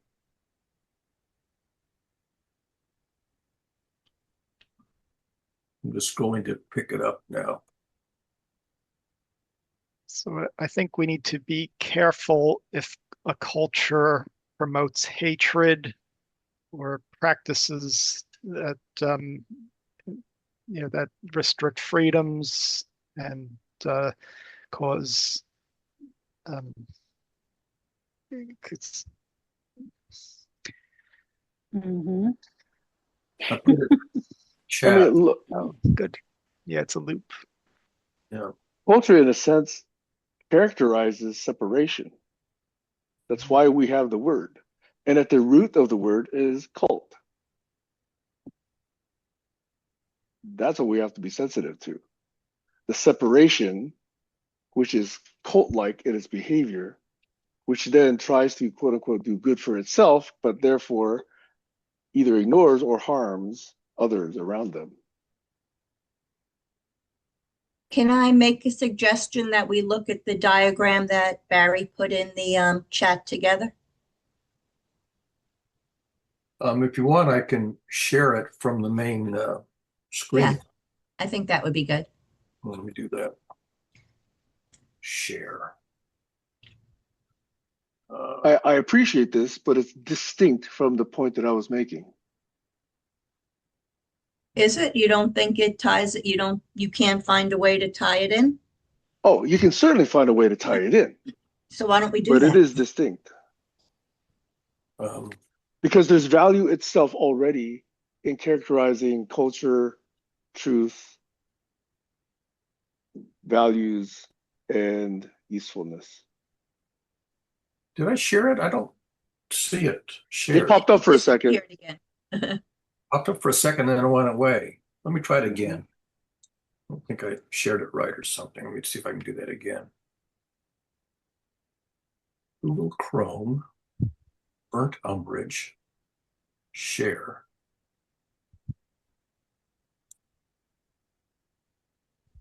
Where is it? And Stacy, while Barry's doing that, I would say by mapping it into something else, The screen sharing is yes, that's paused. valuable in and of itself, but it also kind of diminishes the import of the point that was being made originally. I don't understand what's going on. It says it paused it. Why did it pause it? See, and I guess I was seeing you, I was looking at it more of a, I guess I was starting with anecdote. Well, actually, there were three words on his chart that I was taking to bring to your three things that I think overlay each other. But okay, so we could stick with just yours. You know, it's like somebody saying, "Oh, this happened to me," and somebody immediately saying, "Oh, yeah, that happened to me too," and blah blah blah blah blah blah blah. Oh well, I thought you had finished your point and you just repeated it because I had missed it when I was off. No, the point was just freshly laid on the table, and it hadn't been Oh, elaborated yet. oh, I didn't know that. Okay. You weren't gone for that long, I thought. I wasn't gone for that long, but I didn't know that it was a anyway. It says my screen sharing is paused. Why is it paused? I've never seen this before. Your screen sharing is paused. I have no idea why it says that. I've never seen this. Your screen sharing is paused before. All I'm getting is a screen that says Barry Court has started screen sharing, but that's all it says. I don't see anything else. Yeah, and then I'm getting your screen sharing is paused. Well, push on the pause icon and see if it runs. There's no an icon. It just is a notification that it's paused. I don't understand. I've never seen this before. I don't know. Anyway, we can all see it in the chat. So we see the wisdom, anecdote, data, information, knowledge cycle. I'm gonna make it full screen and then see if that does it. Let's see. Where's that at? Zoom full screen. So the basic point I was trying to make, Stacy, is that I can appreciate culture and yet still wonder whether it's grounded on truth. And the values will illuminate whether or not it is, or whether it's basically just adopted for utility or usefulness.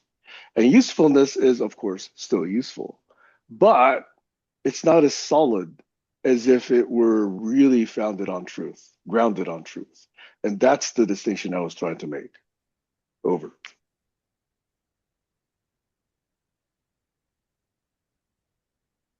And I'll just comment, there are certain practices that the theory is that you're not supposed to know why you're doing this. It's an act of faith. That's cultish. Yeah, but that is part of the character of the person practicing it. Right. That they have that faith in something they can't understand. And they're doing it because they believe in something, that they're giving up that self-will. Sure. Right. I get that. And that might still have benefit to that person. Right. But they don't know then how to change it if times change, or they don't know how to adapt it to new conditions. It's sticky. Yeah. Right. Totally agree. That's cultish. And what they do when you express that, oh, you're not ready. That's right. I am the sole decider of the truth. You must follow and have faith, my child. I have fought that battle so many times. And oh, by the way, because I'm a man and you're a woman. And I fought that battle with women too. I'm just not ready. But can we coexist? Can you live there? I live here, and we Sure. can go to If work you and do what get I our work. say, we can coexist. Yeah, there's that coexist bumper sticker. Right? See, that's another touchy line, right? Yeah, Because if you want to respect your elders and they just say, this is the way it is, okay, and it stops there, where do you get to go for further elaboration? You know? So it's a combination of things. The young ones need to know when to seek help, as you guys have said. The older ones also need to know when they need help. The current generation in quote unquote power and influence need to know when they need help. And they're all too egotistical to ask for it or to know that they do need help.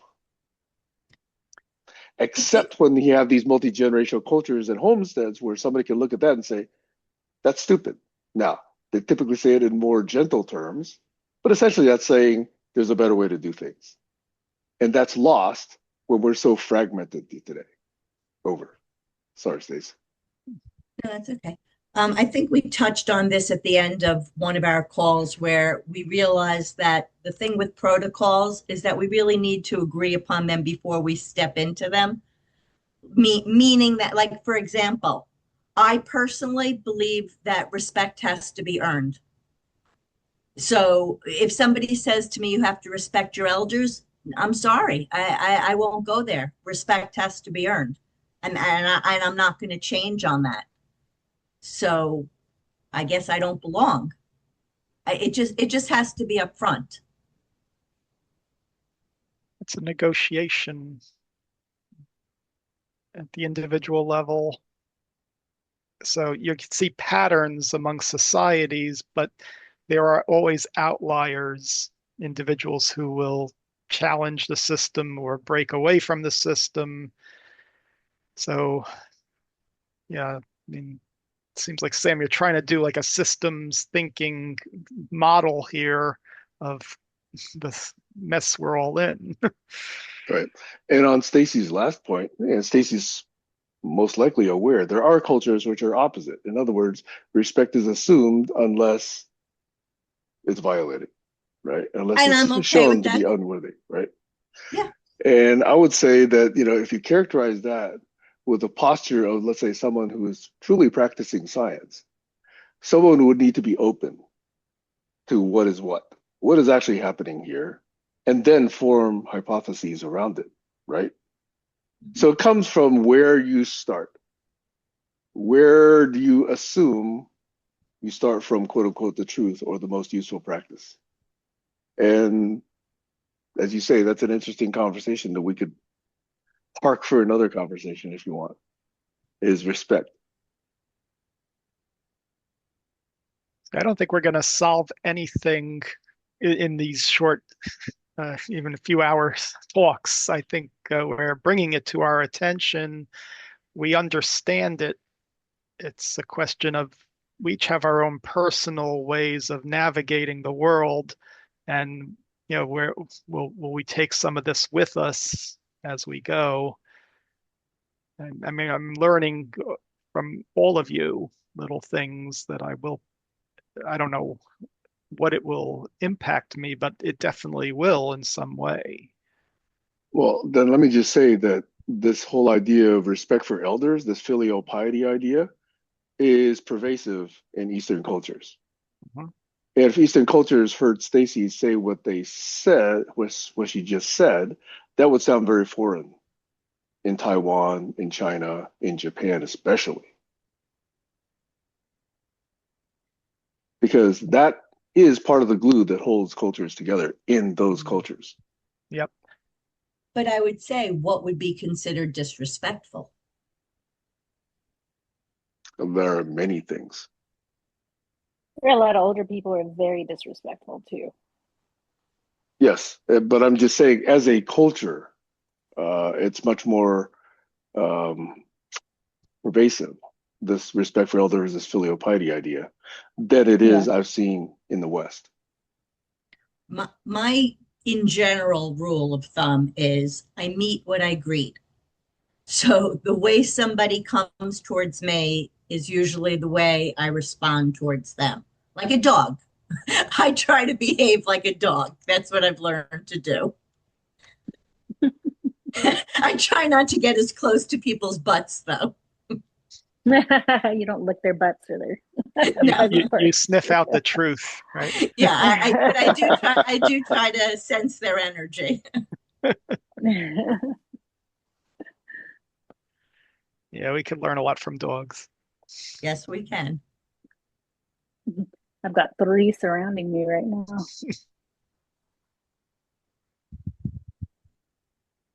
My three surrounded me and made them just feed them breakfast. I think one of the things, though, and this I think is kind of cross culturally that needs to change, is that it's sort of, to me, it seems like it was frowned upon to ask certain questions. And that's Hmm. something that children often did. And they got like, shh, oh, you shouldn't do that. And I think that was wrong. Totally. On that point, I agree. I really do agree. Because on that point, it's the failure of the adult hearing the question and their Correct. inability to address it in a way that the asker could understand that is the problem. Correct. And that's something that, I mean, you see, I try very hard to ask questions even when I feel foolish. And where did that come from, you know? That's another thing that I'd like to pass down to that culture. Is okay, that came from, this viewpoint, I guess. We can't blame everything on the early man days, right? Because, my parents didn't come from the early man days. They came from, the 40s and 50s. And at that time, children were to be seen and not heard, and the parents know everything, the adults know everything, but where did that come from? And I don't think it was all for bad reasons either. Like the whole idea of curiosity killing the cat. I don't think Yeah. it was always a negative thing. Sometimes it was meant to protect, sometimes it was meant to avoid conflict. I mean, and sometimes it was for negative reasons to keep you in the dark, to keep you powerless. So it's not always, it's like there's always good and bad tied in. Right. Yep. And learning to see the difference is a skill. That's the skill that needs to get taught. Correct.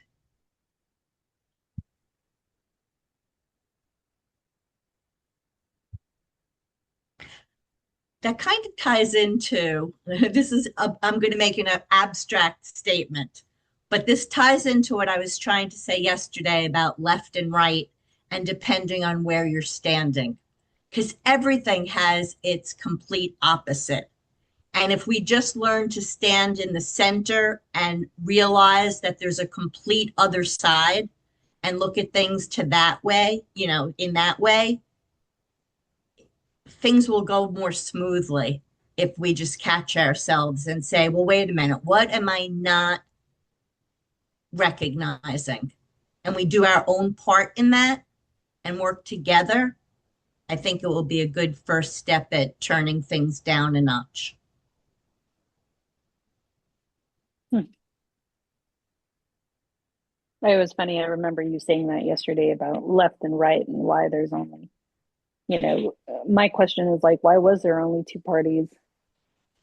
And somebody referenced a circle or something in my head. I was like, yeah, it's too bad that a circle is like 360 degrees.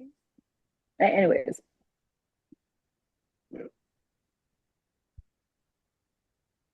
There's a related thought I had regarding this respect idea, which, and it's a term that Americans don't like, but internationally, and I've experienced this in some ways. There's a term, the ugly American. I'm sorry, say I just sneezed. I didn't hear you.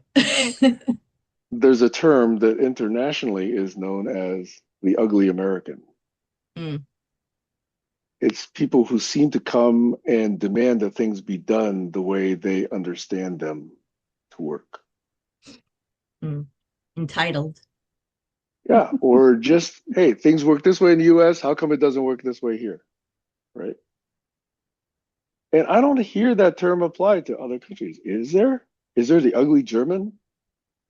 Is there the ugly Japanese, other than taking pictures everywhere? Uh, but but this ugly American term seems to indicate that there's so many people from the US that travel abroad that seem to assume that things have to be the way they understand them. Yeah, I truly think I think we're entitled. I believe that with all my heart. It's not just an Well, yeah. entitlement, it's a narrowness of vision and perspective. We're narcissists. We've been raised to be narcissists. And that comes out of the worship of the I versus the we, I would say. But Kayla also was trying to say something. Kayla. Well, we are stolen land, Yes, we and are. we have conquerors come here. It's that conqueror mindset, which can be attributed to a certain culture. Not only that, stealing of peoples away from their native lands, like slavery. Mm-hmm. Yeah, kind of And like what you were saying, Eric. Sorry, I cut you off, but kind of like That's what okay. you were saying. It's like we should be aware of the cultures that do harm. Yes, but also recognizing it in America, American foreign policy of the 20th century. There's a lot of problems there, extending its power across it. Essentially, the U.S. became the policeman of the world, and we went into places we shouldn't have gone. Yeah, it's that conqueror mentality, I'm telling you. And I feel like Yeah. it's even more heavy-handed today. So that's the I feel like perception. Yeah. The okay. I don't the know. people, Go ahead, Kayla. I'm sorry. no, I was gonna say the people who, yeah, I think it's the exact problem that's happening today is that mindset, that conqueror mindset, and we never got rid of it. It's the root of racism that's happening here. It's it's the embarrassment of us going to other countries and thinking that everything should be like us. It is that precise mindset that is destroying us And and other culture. countries see it. Other Yeah, countries see it, but we don't. Well, there's a new term for the ugly American that's a domestic version of it. The new term is Karen. It's not just females, though. I know, but it's a term that got introduced. When I first heard it, I go, what is this supposed to mean? Turns out it means the same thing as ugly American. You know, unrealistic expectations, over demanding. It's got to be my way or the highway. You have to do it my way. But I Well, didn't know the definition until somebody explained it on the radio the other day.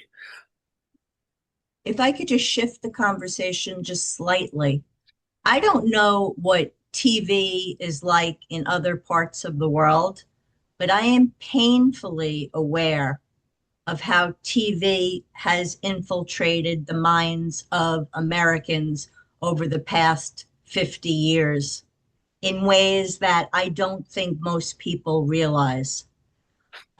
Especially in like the past 10 years, I had been paying very close attention to TV in Florida and the way free TV played over and over television from the 60s and the stereotypes there. And I don't even know what to say. But even now, I will like look at like Roku and what's on free TV. It's all shows from the from the 70s with the old stereotypes and how that affects people. We don't realize it, but it's huge.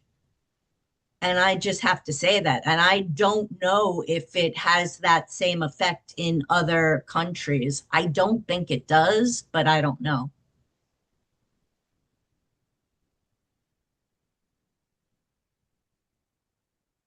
I will say one more thing about that. The people who create that television are among the most horrible people, the most narcissistic people who lack the morality and the fact that they have the decision making power behind what's going to go on the air is scary as hell. And that's not to say that everybody that creates the shows are terrible, but those that make the decisions are. And if we don't gain control over the fourth estate and take back TV, we are friggin' doomed. And that's my last plea. Go ahead, Sam. There have been many interviews and articles, but one I came across yesterday was by the producer of quote unquote The Apprentice, who basically mocked Trump and said, yeah, we had to make what he did, entertaining and sound reasonable. But he didn't realize that he was perpetrating an entire farce, an entire con on the entire country. Yeah, Propping up this idiot, as a businessman and just saying, you're fired. And people say, ha, ha, ha, fire, and getting entertainment out of that. I couldn't even stand 30 seconds of that show, and I tried. Okay. And I was wondering, what are all these people really thinking they're learning here? And now I wonder how many of those people really have set up successful businesses. If it's the case that some who have, was it really because of something they learned on that show? But those producers, as you say, propped up an entire con game. And this entire country got conned by that. Yeah. Why? Advertising dollars, maybe? Yeah. But not just about that. What about all the other shows like Hell's Kitchen, where we watch the chef yell at people and degrade people and demean people, or all the housewife shows where people get famous by acting like assholes and everybody idolizes them, or we just watch people become famous for doing the stupidest, dumbest things. But the idiots in this country watch those shows. That's why they're being produced. I understand that, but that's all of our faults. This is a phenomenon, I'd say, since the 2000s, to have those reality shows. If you go back to the 90s and 80s, it was a very different TV landscape. Yeah, it was embarrassing. So yesterday, there was this podcast, and I did come here wanting to talk about it. I thought it somewhat ties in. I was really interesting. There was this young podcaster. His name is Peter something, and I want to find out more about him. But so I've said before, there seems to be this young group of males, and I like what they're doing for the most part. Adam Mockler's one of them. What I realized yesterday is that a lot of them know each other, but he debates these young MAGA guys and, he really makes idiots of them. Unfortunately, he doesn't do it in a way that progress could be made, because he really just like goes at them in a way that he's making a fool of them. But two things that I wish I had the chance to ask them. The people he's debating are not on camera, which I think is a real problem, because I think they should have to show their face. So that's the first thing. What was the other thing I wanted to say? Oh, so what I wanted to say is I found it entertaining. I did not want to turn it off. I thought it would make really interesting TV, but I'd like to see their face. I want people to be held accountable.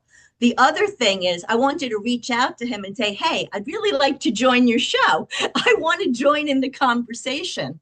because I think that with some of the people that were on, there would be real opportunities to have meaningful discussion because it was clear that they hadn't thought through a lot of their positions. So he made good points, not necessarily in a good way, though. So he could use a little mentoring himself. But it was just real. There were a lot of interesting things I observed yesterday in just scrolling to some of the people that were online. Um, anyway, I just wanted to mention because we had talked about young men and the toxicity there. And I'm really interested in exploring that space on YouTube. Over.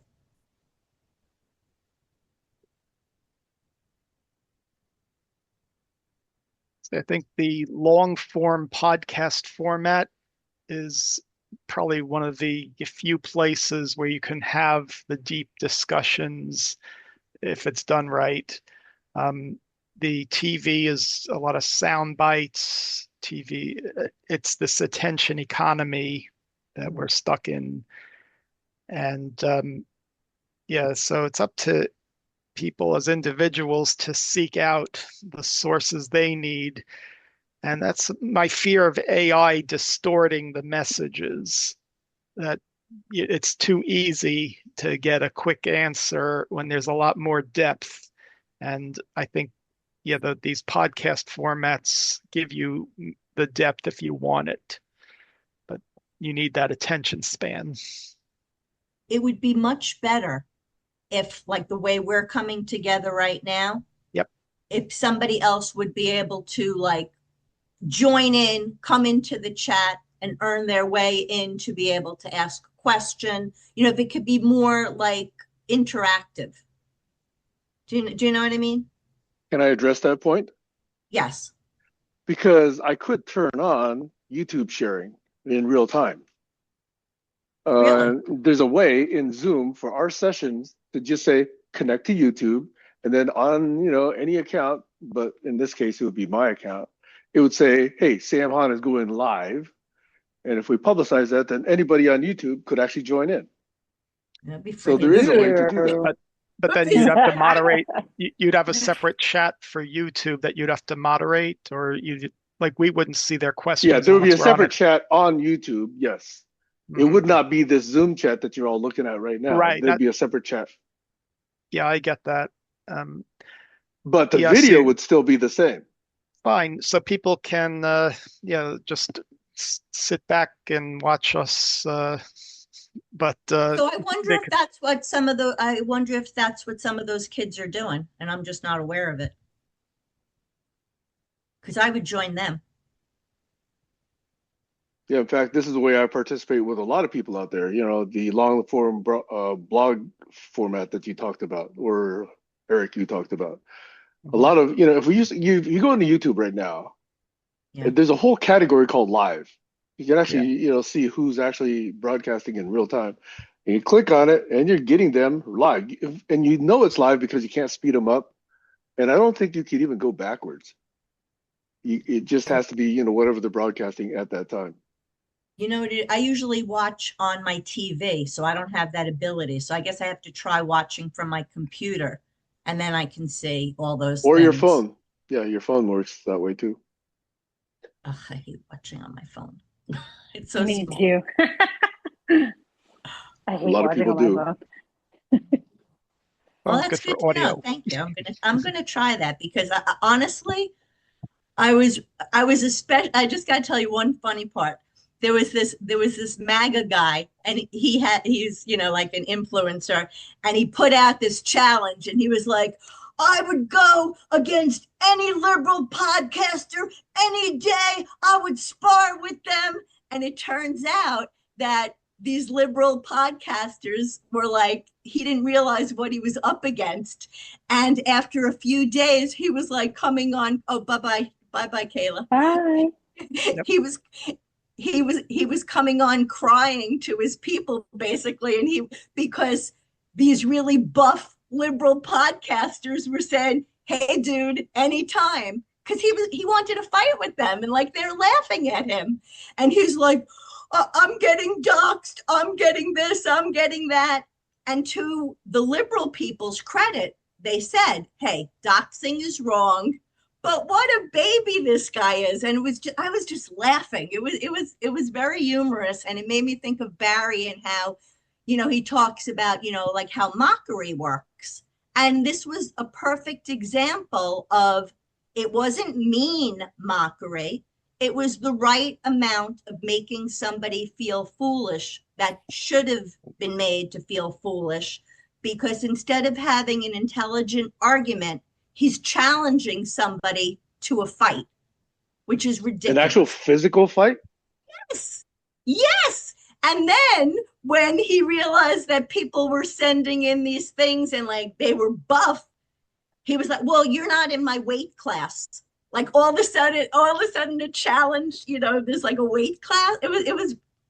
I was very entertained. I was very entertained. I thought you meant challenge as in he would take them on in a debate. I didn't mean that he. No, he was actually talking about a physical challenge. But to my earlier point, what I wanted to say is some of these young kids, they really are very well informed, but what they're doing is more the head-to-head combat instead of, well, why do you like they were making really good points, but instead of saying, okay, well, if that's what you think, then what about this? Like if they would have just left a little bit more room, it would have been better. And I Yeah. really wished I could have been in the room. I would have really enjoyed working with both of those sides. Yes. Well, Stacy, if the guy is doxxed, or even if he's not, I would appreciate it if you post a link to this guy that issued the challenge. Maybe I should just take him on. Oh, well, I actually saved the video, so I'll look because I wanted to go back to it today.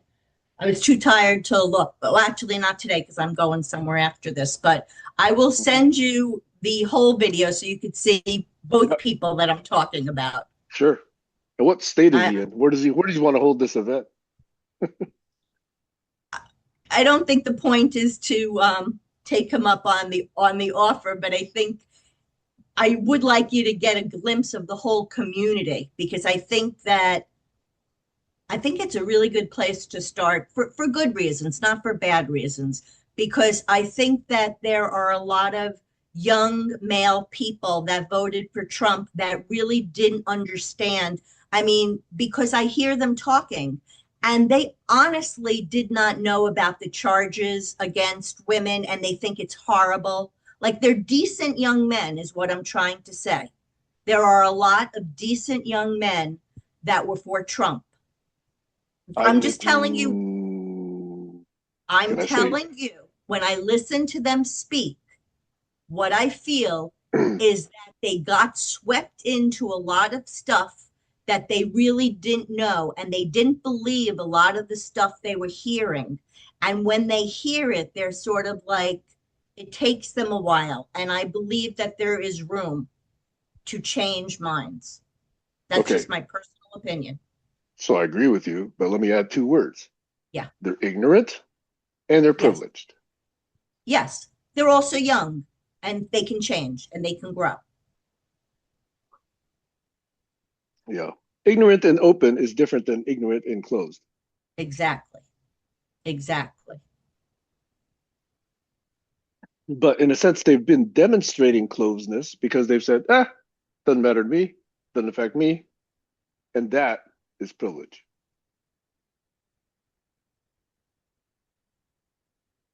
True. And I mean, I don't know about you, but I think most of us have all been there where we didn't realize that I mean, I'll just speak for myself. I think there was a time in my life where I didn't recognize my own privilege and my heart wasn't as opened as it is now. Not because I was mean or not nice, but I just never thought of it. Yeah, everybody has to grow up. Yeah. But anyway, I didn't realize how late it is and I have to get in the shower. So I will see you next week. Bye. Okay. By the way, for the record, Yeah. the topic that was raised yesterday for possible future conversation was a riff on systems thinking. Oh, And since you had mentioned respect, that is another topic which is also parkable for a future conversation. okay. Bye-bye. Yep, thanks. So I'll let future generations connect the dots between all these videos and make sense of us. I'll come back in 100 years and see if we knew what we were talking about. Next year, Yeah, right. LLMs and other GPTs will already have Oh done it yeah, in right. some ways. Could be this week, except that I haven't, fed them all these videos and transcripts and Right. notes. Okay. Well, enjoy your week and see you Also, around. just for the record, okay, the question that I asked about where to draw the line, I still don't have a good read on that, but that's another parkable topic. Over. Okay, Okay. thanks, Good guys. seeing you guys. Okay, Have a good week. bye-bye. Bye.